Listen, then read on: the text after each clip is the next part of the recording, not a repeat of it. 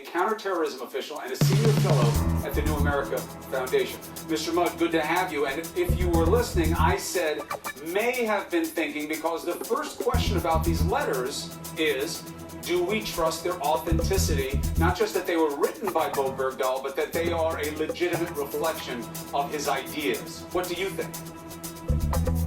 I don't trust their authenticity, and I don't see why it makes so much difference. First, we have access to this guy now, so we can talk with psychologists and other specialists to him about what he thought.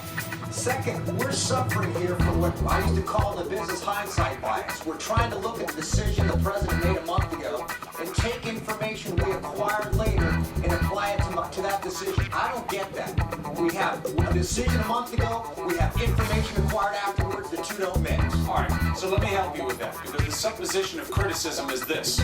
You knew when you made the deal that these were really bad dudes that you were giving back who may get on the field of battle and try to kill people like you, so you shouldn't have done it. That's where that basis of criticism comes from. And on Bergdahl, it's if he deserted, it makes people feel differently about whether or not a deal should have been made. Does that make sense? No, my answer is so what? Two facts we know. An American went missing on a battlefield, and he's a soldier. He doesn't have a name, and he doesn't have a face, but he has a uniform, and he's an American citizen. Those are facts. The rest of this is underbrush. It's speculation. I don't want an American committee, if I were out in the field, deciding whether it's appropriate to capture me or recapture me because of speculation about what was going on in my mind. Irrelevant. On the Taliban issue, let's cut to the chase, dude. We go into a casino and we're surprised that the guys who own the casino, that is the Taliban, set the rules and we don't like the rules. Well, this is the real world. They own the turf, they make the rules, and if we wanted to get the guy home, the deal wasn't going to be easy. They're casino house rules. Now, do you think that the administration caused some of their own trouble here in terms of how the deals proceed by playing with whether they were negotiating with terrorists, playing with guarantees of how it's going to be monitored, these guys by Qatar? Do you think those are mistakes in terms of message? I think the messaging was a bit off here. I suspect behind the scenes the White House is saying maybe getting out of the family wasn't a great idea. But again, let's not mix up the decision that was made and the optics of the decision afterward. I think if I were sitting in the Situation Room at the White House, and I've been there many times, this is about a 30-second decision. Are we going to bring them home or not? What we're not considering is what might have happened had we chosen to withdraw from negotiations. Like what? Let's have the CNN conversation. Let's have the CNN conversation about a beheading video. You want to do that one? So we're focused on one decision, one optic. The optics on some of the other decisions, for example, if we drawn out and they killed them, or if we left Afghanistan and left a soldier on the battlefield. You want that debate? Let's not focus solely on the decision that was made. Let's focus on bad options and choosing the best of bad options. How do we know that those other things were in the air in terms of what might happen? They kept him for 5 years, he was still alive. Sure, well, you know one thing, the president said we're getting out. Once we get out, our negotiating leverage is minimal. So, as I've said in the past, you gotta strap your big boy pants on because there ain't no good decisions. And when you go out in front of the cameras and announce a decision, nobody's gonna like it. That's why you get paid in Washington, D.C. It's a dogfight. So what do you say to the politicians who say, we don't like this deal, you shouldn't have made this deal? Are they being naive, or is that just legitimate criticism, you gotta suck it up and take it?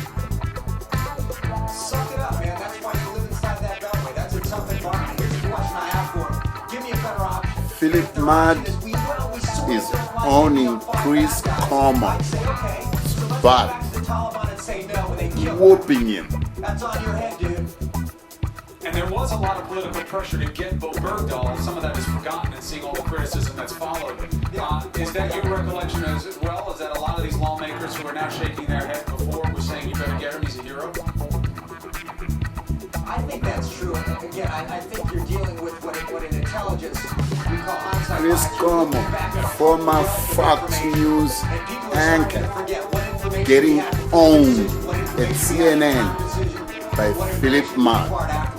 This is going to continue when some psychologist comes out and in 6 months, for example, and says this guy left of his own accord and we reopen the debate. I go back to a simple proposition. In difficult decision-making moments, you better capture the decision in one sentence. Regardless of his mental state, regardless of whether he left willingly, do you want to bring the boy home or not? That's it. and it doesn't matter those conditions. But when you look at the facts as they're developing about Bo Bergdahl and his disappearance, does it look to you as if this was a planned desertion or even a defection? Chris or Cuomo, where is your tail? A dear price for it? Between your legs, bro. I'm not sure. You know, I'm not really qualified to look at it. I could say if I were in the decision-making room and somebody raised that, I would say I'm not sure why that's entirely relevant because it's speculative. We're looking inside somebody's head. We don't know. So why are we making decisions about something that is inherently unknowable? I don't get it. And important to note, the letters don't matter to you. One, because we don't know how manipulated they were. And two, they have Bergdahl, so they'll get the straight story from him. Correct. A lot of people don't see it the way you do, though, in terms of Chris, making a you decision just and got it's your quick, ass quick, whooped, advance. A lot of bro. people sounding now like they could have cut a better deal. Just Yeah, so tell me what that deal is. The Taliban, Yeah. remember, in these negotiations, the Taliban knew that the president said we're leaving. Chris, They know they you have got cards. owned, Let's go bro. in that room with the Taliban and say, we don't like the five. We're going to give you 5 chumps out of Guantanamo. What do you think they say then? I want to know what the better deal was when we don't hold any cards. The cards we have are guys in Guantanamo who might be released anyway because somebody after we leave Afghanistan is going to say, why are we holding the Taliban guys? We're not fighting the Taliban anymore. These aren't Al-Qaeda guys. I want to know what the better deal was. Philip Mudd, you raised some provocative questions. You give us good insight Yep. understanding the situation. As always, appreciate you being on New Day. Thanks. Take care. Thanks, Chris. Next up on New Day.